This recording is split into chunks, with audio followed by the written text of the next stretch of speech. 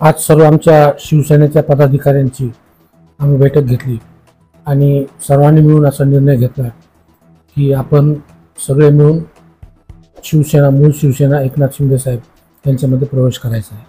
त्यानुसार 10 तारखेला मुख्यमंत्र्यांनी आपला वेळ दिलेला आहे।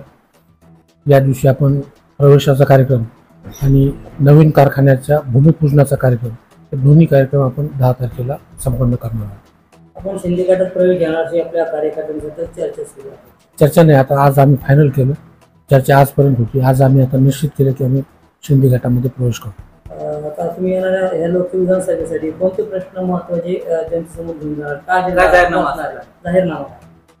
घनसावंगी मतदारसंघामध्ये सगळ्यात महत्त्वाचा प्रश्न आहे ऊसाचा प्रश्न आहे।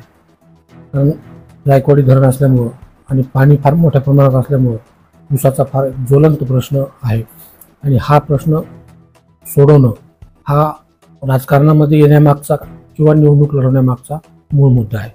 दुसरा मुद्दा आहे की ज्या मूलभूत सुविधा आहेत त्याच्यामध्ये रस्ते आलं, पाणी आलं, ह्या मूलभूत सुविधा या तालुक्यामध्ये अजिबात नाही आहेत।